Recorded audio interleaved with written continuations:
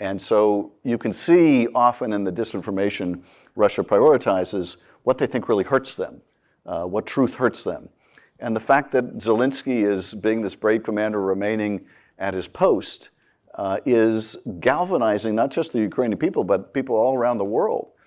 And so Russia wants to take that away. And so I don't think he learned that as a comedian or as an actor. You're right, he learned how to communicate. And when he speaks to the public, it's very powerful. I was in Munich with the speaker for the National Security Conference just a matter of weeks ago, and Zelensky came. He flew to the conference. Frankly, I didn't think it was a great idea for him to fly out of the country. I was afraid that Russia would invade while he was there and he wouldn't be able to get back into the country. But he flew to the conference to speak, and he flew back almost immediately. And it was a very powerful address. And so those communication skills, I think, have served him very well. Yeah. It's very interesting that you say that Russia will put out a claim that they know, that their focus on that tells us how important Zelensky is in all of this. Let's talk for a second about, there's another claim out there that the United States, this is a false claim, has biological weapons that are, or is making biological weapons in Ukraine. This is something that's been amplified on some right-wing media in the United States. I'll let you kind of run through who you think is doing that. What impact does that have here, and how are the Russians using some of our even traditional media to advance their cause? Well, this Russian propaganda about biological weapons has a long heritage. They've been pushing this claim about the United States and about Georgia at one point, now about Ukraine for some time. And it's telling also who is aiding them in this propaganda. The Chinese are pushing this propaganda as well. But what really concerns us is the Russians have a habit of pushing out propaganda like this in the run-up to their own use of these kind of weapons. And so I think this is a way of both laying the foundation potentially for their use of chemical or biological weapons, but it's also a means of just terrifying Ukrainians, causing more Ukrainians to flee, causing more of a refugee crisis in Europe. In terms of who's amplifying those claims, Tucker Carlson is amplifying those claims, and others. Don Jr., I think, was also amplifying those claims. And this is really staggering that one of the most prominent cable channels in America is allowing one of its hosts to push Russian propaganda, which, by the way, RT is rebroadcasting. The last time I went on Tucker Carlson was about 4 years ago. And at the time I told him he had to move his show off Fox and onto RT because it was just carrying water for the Kremlin. And now literally his show is on RT. I'll tell you, American companies that are pulling out of Russia, and I think it's great that they are. I think it's a way of penetrating the disinformation and the firewall, the internet firewall the Russians are erecting for the Russian people to see their favorite places closing down, their favorite apps not available, to see how they've become a pariah. But I would also like to see those companies stop advertising on Fox as long as Fox is carrying Russian propaganda. Good way. You got a good response to that. The role of social media companies in particular in this conflict, we have focused a lot on it, and the back half of our panel today is titled, Saving Democracy. I want to get to our elections here at home in a second, because it seems like it's a little bit, we have to think about it in a little bit of a different way, because right now we're seeing Russia try to shut down Facebook. We're seeing them leave. Instagram is pulling out in a way that, as you note, is really affecting a lot of actual Russian people in a way that makes them see what's going on. What should we be doing in terms of, and how is the United States government working with tech companies as they try to figure out how to get accurate information to Russians? It's a very good and important question, because there's obviously a downside to these platforms shutting down or being shut down in Russia, because while they can't be used for Russian propaganda anymore, they also can't be used by Russians seeking out good information. And I think we need to explore, frankly, much as we had to during the Cold War, what can we do to help Russians get good information? What can we do to help not only Russians get good information, but get it in a secure way where they can't be pursued and identified by authorities? I think it was a terrible tragedy that some of our tech companies were forced to shut down, like Apple and Android took off an app that Navalny, one of the most prominent opponents of Putin, was using to communicate with people in Russia. This is an increasing dilemma that these tech companies face. They're asked to do things that are contrary to American values. I think the values of liberal democracy, period, in order to continue doing business there. And it's a real Hobbesian choice. But I think we need to help proliferate applications and technologies that allow people around the world access to good information in a way that is secure. That's probably among the most valuable things that I think we can do in the information arena. And I think we need to take steps, and the companies are, but they've been slow in plotting to make sure that Russian disinformation isn't proliferating here at home. YouTube was a prominent purveyor of RT, and even when YouTube took steps to label RT, the labeling often was de minimis, and you could circumvent this by pushing out RT through other links and avoid even the ban on RT. Now they're starting to crack down on that, but it's very slow. And I think this is largely a question of will, not resources on the part of the technology companies. They're going to have to do a lot better, both vis-a-vis making sure good information gets out there on Ukraine and Russia's unprovoked war of aggression, but also on things like COVID, where disinformation is still quite rampant. Yeah. Are there any demands you have to tech companies now? I mean, you say YouTube has taken some action. Is YouTube the worst offender? What should Facebook be doing? What should Instagram be doing that they're not right now? Well, YouTube was, I think, a really significant offender. And I think YouTube sort of enjoyed being in the background where the public focus was on Facebook and Twitter. But RT was one of the largest channels on YouTube and reached millions and millions of people. And so they, I think, have a profound responsibility.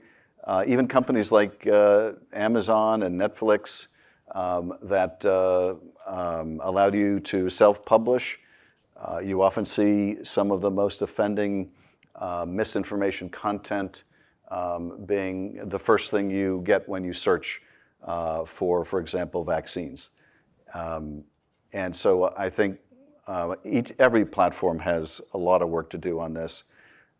Right now, I'm particularly concerned about TikTok because TikTok is increasingly becoming a news source. And my reaction, my staff sent me a story about the White House hosting a call with TikTok influencers to push out good information to these young influencers so that they could reach their very large audiences. And on the one hand, I thought that's really smart of the administration to do that. And on the other hand, I thought, okay, we're really in trouble if people are getting most of their news on TikTok. And I think that Russia is being very clever, frankly, in pushing out misinformation, disinformation in a humorous way on TikTok that reaches a lot of young people and shapes a lot of attitudes. I remember, and I still feel that a lot of Americans get some very good news on late night comedy. And I think that's true. But the Russians have discovered they can push out a lot of disinformation to young people using humor on TikTok. And that's a really, I think, growing challenge. Does the ownership structure and the involvement of the Chinese in TikTok complicate this problem? It does complicate it, but I think TikTok, which has obviously had an interest in gaining acceptance in the United States, not just among users, but among the government, has an incentive not to cross certain lines. And so there is, I think, leverage to attack the problem of disinformation on TikTok, but it is complicated by Chinese ownership. The Chinese role in all of this really bears our watching and thinking about. China's saying one thing to its domestic audience, which is basically a lot like what Russia is saying to its domestic audience. So it is pushing the false Russian narrative of Ukraine, including pushing the false bioweapons narrative to domestic audiences. To international audiences, it's trying to play a somewhat more nuanced role. But at the end of the day, there are two overriding considerations, I think, for China. One is, what does this mean to their plans to potentially invade Taiwan? They're viewing, I think, this conflict almost entirely through that prism. And in that sense, I think one of the most significant steps we took to deter China, ironically, was the United States banning Russian oil and gas. And I say that because, not because it's going to have a huge bottom line impact on Russia, they'll find other places to sell their oil and gas, including China, but rather because it told China something that I think it was skeptical of, and that is that Americans are willing to also suffer the consequences of living up to its values. I think China's view was probably that we were happy to promulgate our values as long as it was Europe that was paying the cost. But I think in taking this step, which is going to have the impact of raising already astronomical gas prices on Americans, it basically tells the Chinese, no, we're willing to live our values. And because China is, I think, relying on the fact that its economy and ours are much more intertwined, and that if we were to sanction China the way we're sanctioning Russia, it would have a much more deleterious impact on the American economy and consumers, and it's counting on our unwillingness, it believes, to sacrifice. And so I think this is a very important demonstration that no, we're willing to sacrifice. But we're also seeing in the same way there is a community of democracies, now a community of autocracies coming together with their common interest and pushing a lot of the same disinformation, terrified of the same ability of people through mass protests to overturn even the most despotic of regimes. This is a lot of what motivated Putin in Ukraine, was the Orange Revolution that brought the color revolutions to Russia's doorstep, and the mass protests that we saw years ago in Russia. So I think the impacts of what happens in Ukraine, whether Ukraine is successful, whether the international community is successful in thwarting this Russian aggression, will have a deep impact on other authoritarian regimes and their plans for aggression. Very interesting.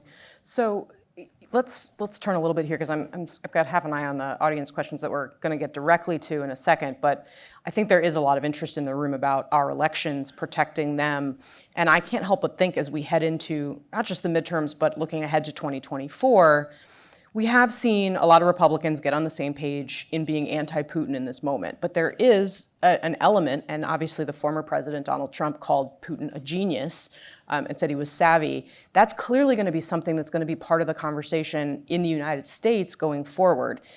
What's your view of how to address that, and what are the things that we should be doing now? What are you doing now in the Congress to try and protect our elections from that kind of the kind of rhetoric or interference that would give the autocracies that you mentioned a leg up?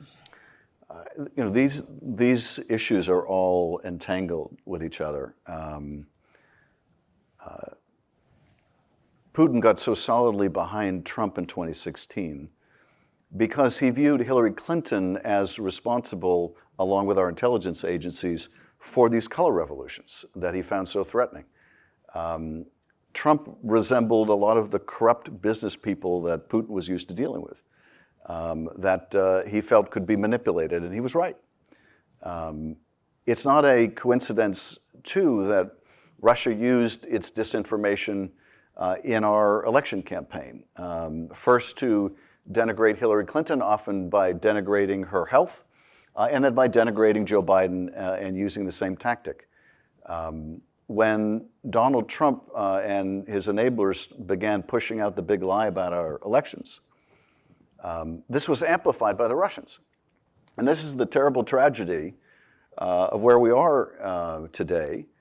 The Russians don't have to invent all of their propaganda. They can simply amplify propaganda they get from our former president. And so Tucker Carlson right now, there was a story just today, I think in Mother Jones. The Russian media agency is instructing Russian media to rebroadcast Tucker Carlson as much as it can. You know, the Russians have an expression for that kind of thing. They call them useful idiots. And he has become a very useful idiot for the Russians. But what can we expect going forward? We can expect that Russia is not only going to continue to interfere in our elections and also interfere to pit Americans against other Americans, but escalate if it feels that this is a way of lashing out. Escalate through potential cyber attacks on our infrastructure, through ransomware attacks that it can blame on hackers, or what the Russians may very well do is claim that ransomware attacks or infrastructure attacks in the United States are actually Americans doing false flag operations to blame Russia. That's the kind of propaganda that they would push out.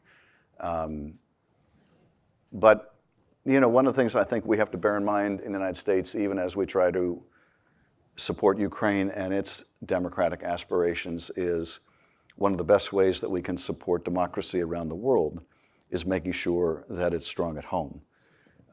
And to me, one of the terrible tragedies, among many others, of January 6th is that when the country got to see the terrible place that Trump and Trumpism had brought us, the Republican Party decided not to repudiate it, but to double down on it.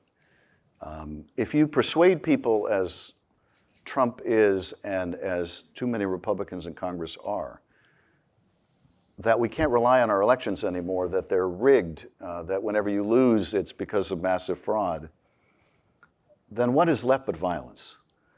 If our elections can't be trusted anymore, what is left but violence?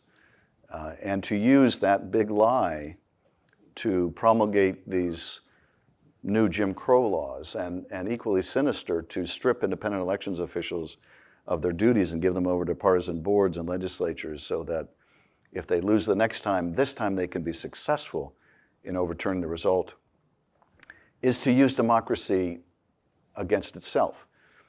And this, I think, is more often how democracies die. It's not through violent means. I think the lesson that Trump and his enablers learned from the failed attack on the Capitol was that to be successful next time didn't require another attack on the Capitol. It just required having laws in place that will allow them to overturn the election by other means. I think what Trump took away from January 6th was, if he couldn't get the Secretary of State in Georgia to find 11,780 votes that don't exist, next time he wanted to be sure there was somebody in that position and others who would. And so,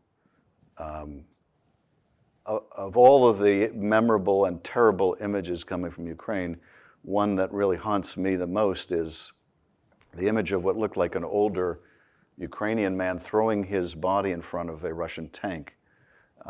And you see the tank lurch forward and stop and lurch forward again. And I marveled at the courage of this man, this Ukrainian man, willing to throw his body in front of a tank to defend his country and its democracy. And I thought, what are we willing to do to defend ours?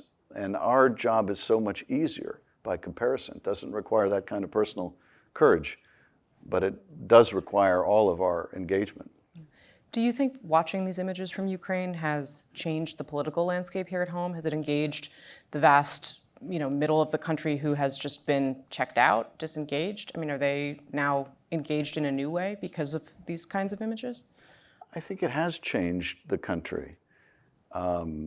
It certainly brought together Americans who had been warring with each other and their political parties in a way we haven't seen in a long time. And more than that, I think it has done what January 6th in significant ways failed to do, which is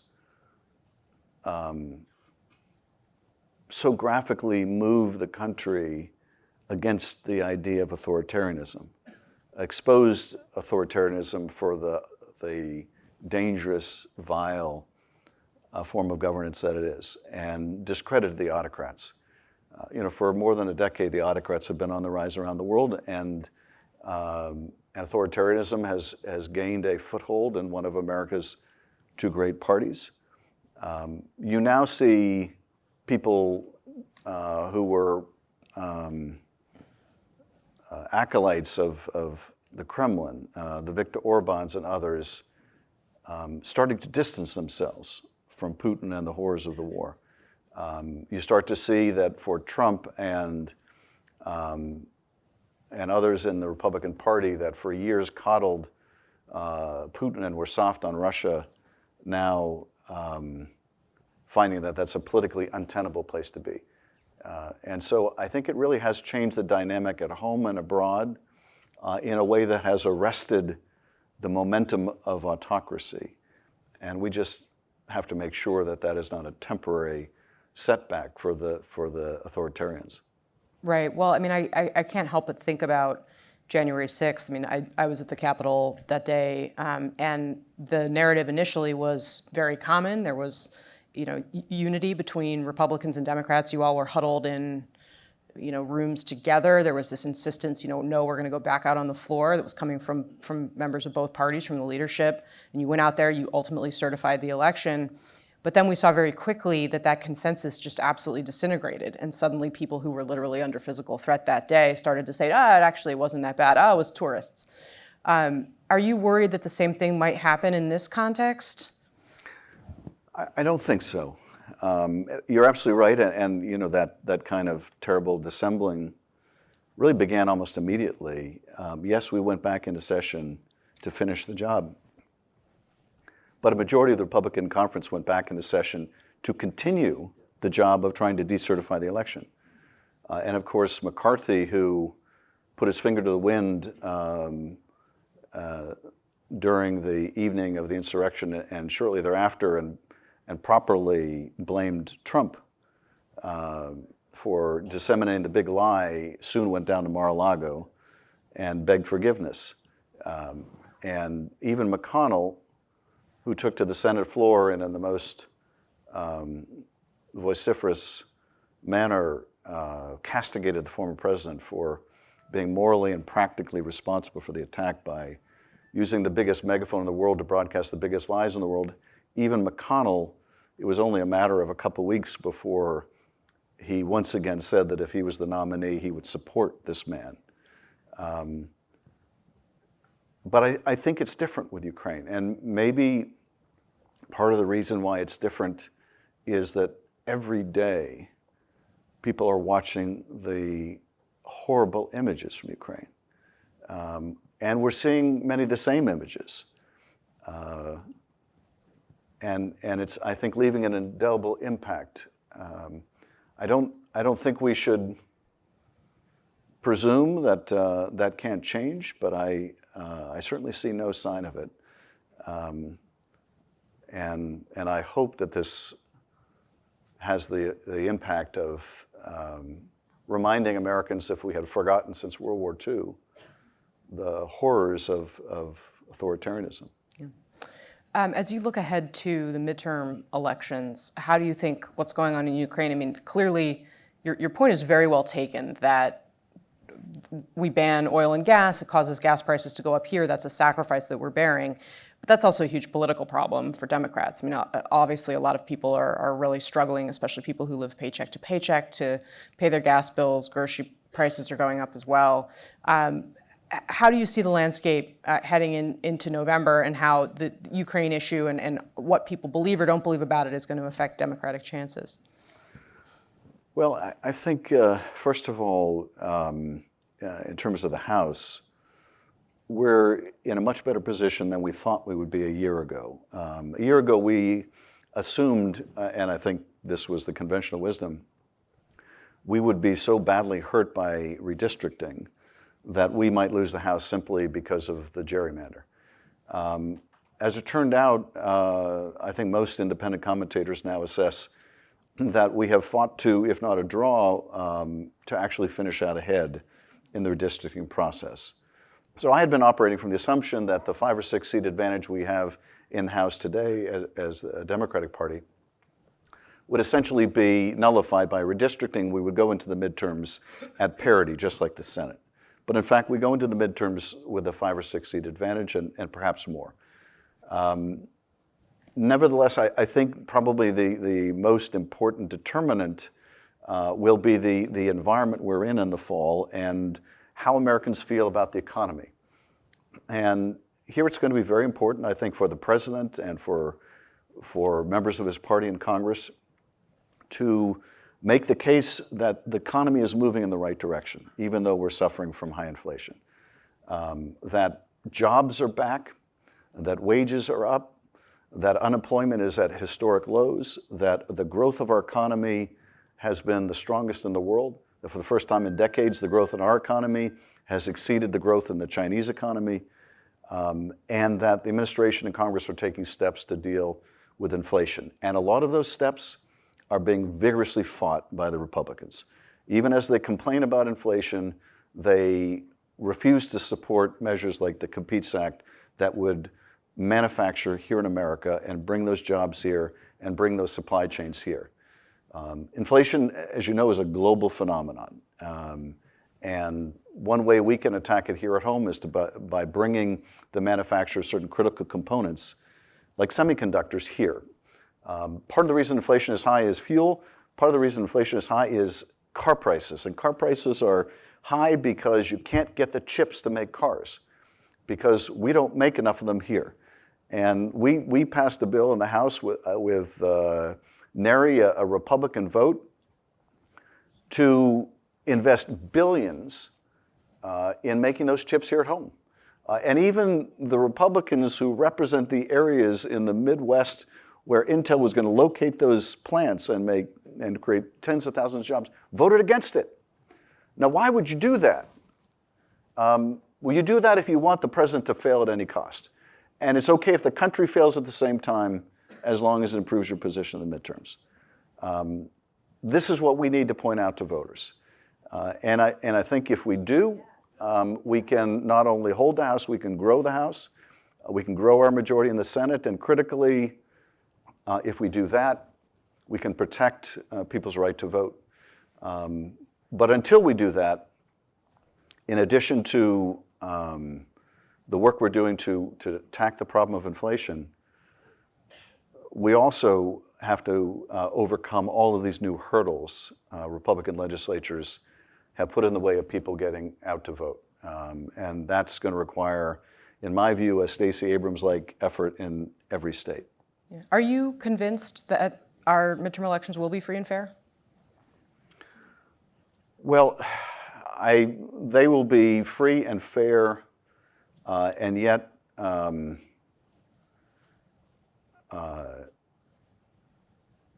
there will undoubtedly be people who face new restrictions on their ability to access the franchise. And those efforts will simply have to be overcome.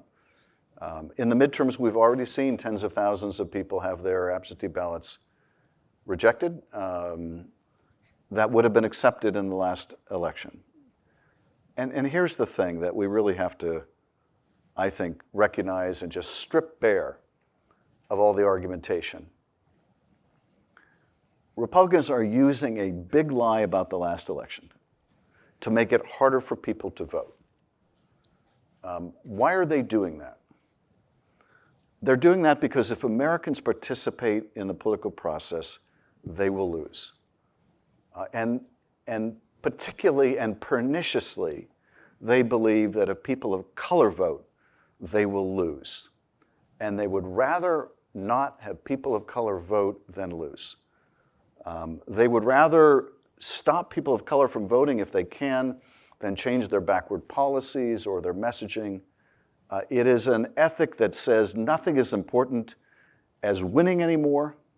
The democracy isn't as important. Our neighbors aren't as important. Our political process isn't. Nothing matters except winning. And if you lose, you just tear down the house. You just tear down the fabric of our democracy. This is what the big lie is doing, and everybody who carries the big lie.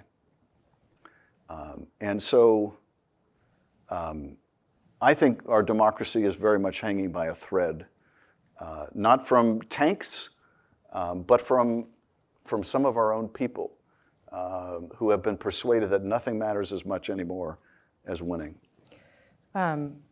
Speaking of the big lie and its role in the election going forward, you are a member of the January 6th committee. Is the country going to get to see your work before they have to make a decision about who to vote for in November? Yes. I mean, our timetable is not driven by the election, but our timetable... Well, you likely won't exist, right, if the House flips? Well, we're going to make sure the House doesn't flip, and I don't. Here I'm not referring to the committee. I'm referring to the Democrats in Congress. But here's how we've been sequencing things. We have been doing interviews and depositions every day, often multiple a day. We are learning an extraordinary amount of information. We are overcoming a lot of the Trump obstruction in the courts. And while that may seem slow for most Americans, the reality is we have gone up to the Supreme Court and back in the case involving the archives, and won in a matter of months. And for any of you who are attorneys out there, that is lightning speed. And so we are getting a lot of information. Our goal has been to try to get through most of the interviews and depositions before we do the public hearings. We are getting very close to that point. So I believe in the next couple of months we will begin our public hearings and a series of public hearings, which I think are going to be every bit as important, maybe in some respects more important, than the ultimate report or reports that we issue. Because most people aren't going to read reports. But I think when people have a chance to hear from witnesses about not just what happened on the 6th, but importantly, the multiple lines of effort to overturn the election, I hope it will demonstrate to the American people just how close we came to losing our democracy. About the efforts to decapitate the leadership at our Justice Department and install new leadership that would push false claims of fraud. About efforts in the courts all over the country to push completely baseless allegations of fraud. About proposals to have the military or other agencies seize state voting machines, stuff you would see in third world countries. The list goes on, and we want the American people to be aware of all of it. And most important, we want the public to be aware of it because we need to do something about it to protect ourselves going forward. So we are moving with all due speed. It makes sense for us to try to finish the interviews and depositions largely before the open hearings because we don't necessarily want witnesses that we're bringing in under oath to know what will be revealed during the open hearings, because we want the truth from them, not what the minimum they think that they need to tell us because of what we already know. Very interesting. All right, well, we've got about 10, 15 minutes left here, so I'm going to take a look at some of these questions that we've got on the screen, and luckily I can see which ones you guys are voting up. So I'm going to start with the one that's got the most interest here, and the Congressman can see all this as well. So one question that a number of our audience members want to hear answered is that disinformation has a direct effect on our elections, as we've been discussing in depth. But what's the balance? How is Congress combating the issue while still ensuring freedom of speech? Well, this, I think, is one of the most important challenges that we face, not just in Congress, but as a country. And that is, there's been a revolution in how we get our information, which I think is every bit as significant as the invention of the printing press. But we had centuries to get used to that innovation, and we've had mere moments to get used to getting information on social media. I'm old enough to remember going back to my dormitory in college to watch Walter Cronkite's last broadcast. And that was a time when there was a large body of agreed upon fact, and we might differ with what to do with those facts, but we agreed there were facts. Now people push the view that we're entitled to our own alternate facts. And more than tuning into this station or that, they get their information often teed up for them with algorithms that are amplifying for hate and fear, and which lies travel with virality, and the truth is very slow to catch up. There are real limits on what we can do about the worst forms of disinformation. We can't tell Fox not to air a Kremlin propagandist. I think consumers can use their feet and stop patronizing those that support that kind of disinformation. There are ways that we can attack the problem and are looking into it with an eye towards legislation, some of which has already been introduced and some of which is moving in committee to attack the problem of disinformation online. One of, I think, the most important approaches is to deal with Section 230, which immunized the technology companies and which has been used as a shield to protect them when they allow harmful content on their platforms. Now, that immunity was given to the tech companies for a couple of reasons. It was given to them early in their incarnation because we didn't want to stifle innovation. But it was also given actually as a means of encouraging them to moderate their content. The companies claimed to be concerned that if they didn't have immunity for taking down things that would violate their policies, they could be sued. So this was actually a way that would encourage them to be good corporate citizens. It hasn't turned out that way. And my view is that if they continue amplifying for engagement, which means amplifying for fear and hate and often disinformation, they shouldn't have an immunity. Or if there is an immunity, there should only be a safe harbor for those that use best practices.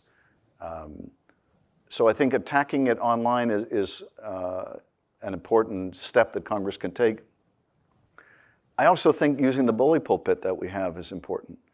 I have frequently gotten results from the tech companies simply by writing to them and saying, how much are you profiting from marketing vaccine disinformation? And do you really think it's in the interest of your company or your users for you to be making money from this? And shame can be powerful too. But where shame doesn't work, then legislation and regulation is necessary. And I will say, because I often get asked about it, what about bringing back the fairness doctrine? That worked when most people got their news on broadcast TV, and it worked because the public owns the airwaves. But we don't have the same mechanism when it comes to online content, and so that isn't really a great remedy for what ails us. All right, let's turn to our next question. There is a lot of interest in turning back to what's going on in Ukraine and Russia with this question about whether or not there's a way out for Vladimir Putin, and how does he spin a loss as a win for himself? What's your view? This has been the most vexing question, really, from even before the invasion. as you and I were discussing before we came out on stage, in every intel briefing I had before the war, I asked a version of the same question, which is, how is this supposed to end? How does Putin think this is going to end? And it wasn't clear then, and it still isn't clear now. And I think part of the reason why it's so hard to visualize is that I think so much of what Putin anticipated was so terribly misconceived and flawed. If not as liberators, Putin did not expect the kind of vigorous resistance Russian troops are seeing from Ukraine. Putin did not anticipate that the world would so quickly unite around such brutal sanctions. And he staked everything on this. So where is the exit ramp? And it's very hard to see what that would even look like. But I do think that if there's anything that can get Putin to an exit, it will be by raising the costs to Russia in Ukraine and by raising the cost to Russia in Russia. It will be the economic strangulation of Russia. It will be supporting Ukraine and its continued resistance to the point where Putin begins to fear for the longevity of his regime. And it's hard to see him looking for an exit short of that happening, which is a terrible conclusion to reach because it means prolonged suffering for the people of Ukraine. But I think the more that we can do to help them defend themselves and the more that we can do to impose costs on Russia, the more we can bring this awful conflict to an end. And I wish I could see a different way, but I just can't visualize what that looks like. I neglected to ask you a little bit earlier about, you're talking about getting arms to the Ukrainians. We saw strikes overnight here, but today in Ukraine, in the western area of the country. What can you tell us about those strikes and what they say to you about the state of the conflict? I think that those strikes and a near contemporaneous message from the Kremlin that basically supply convoys from the West would be targets of the Russian military. This is Russia's way of saying that no part of Ukraine is off limits for them. No activity in Ukraine is off limits for them. They'll go after whatever they want. That attack has resulted in terrible casualties. We are probably likely to see more of that. And I don't think it necessarily means that Russia intends to try to occupy all of Ukraine. It may. But I think at this moment, what it means is we'll go after targets anywhere. We have been so focused on Mariupol and Kyiv and Kharkiv and other places that we have given Western Ukraine a pass that no longer gets a pass. So I think that's what Russia is doing in that attack and what Russia is signaling in its messaging. Foreboding.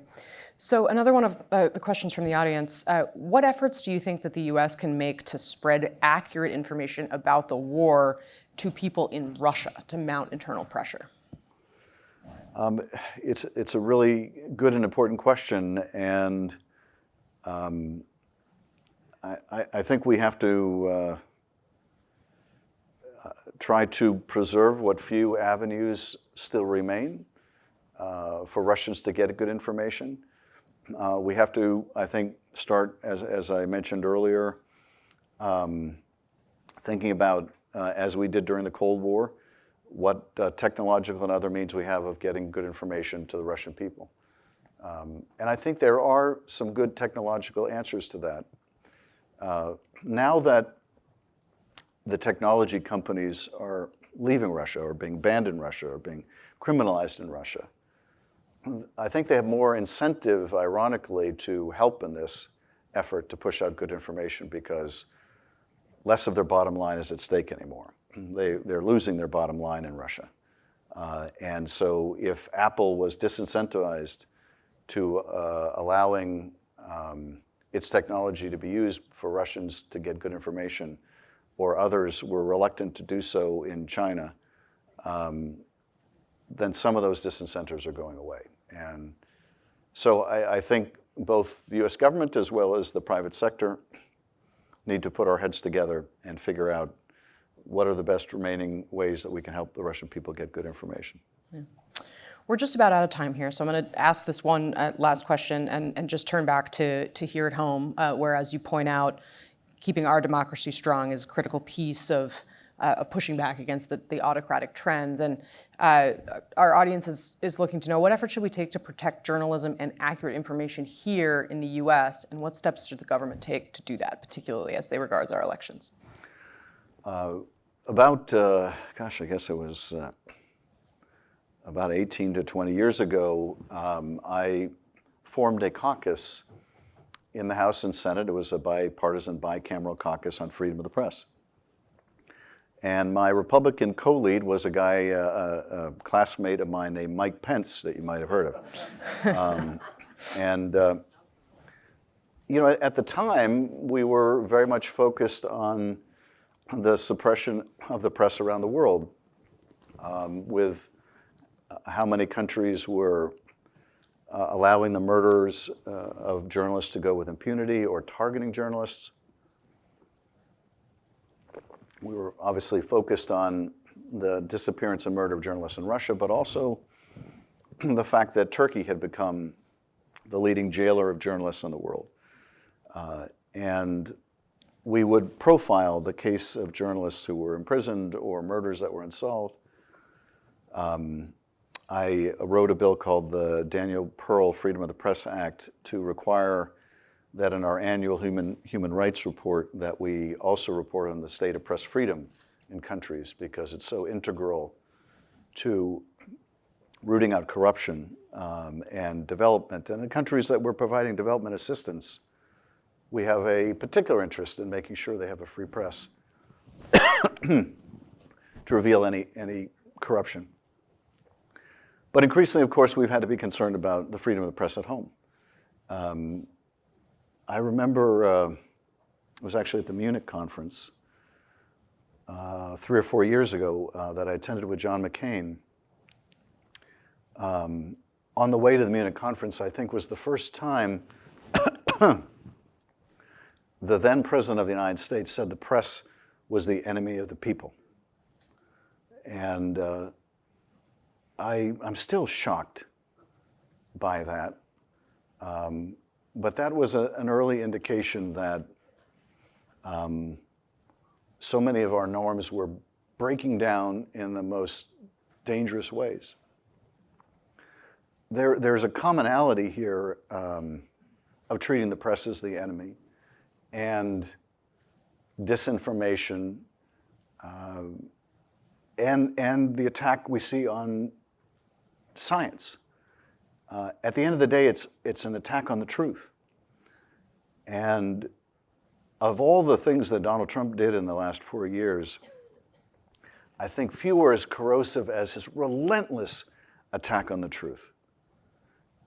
If everybody's entitled to their own facts and there's no truth, then what is there but to fall back on tribe and party? In a way, what Trump did reminded me a lot of Erdogan.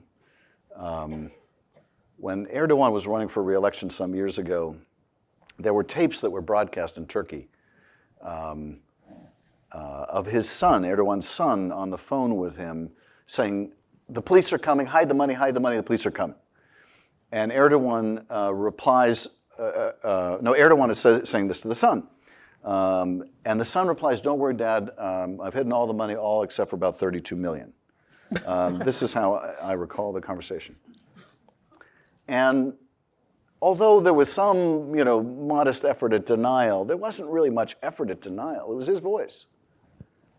The argument more was, and this was sort of the argument between the lines, okay, yes, he's a crook, but they're all crooks, and he's their crook. And I I think this was the Trump message too. Everyone's a crook, everyone's a liar. I'm your crook, I'm your liar. That was his message. And the attack on the press was part of it. And Trump would, for someone who lied constantly, he could also be very transparent. And he would even acknowledge at times that when he was asked by the press, why do you demean the press like this? Well, because when you write things that about me, I don't want people to believe them. And so we've seen, I think, a more challenging environment during those 4 years for the press of the United States than we've ever seen. I think, and I want to compliment you for never bowing to that kind of pressure. Because you were really essential to holding our democracy together, you and your colleagues, and still are. And I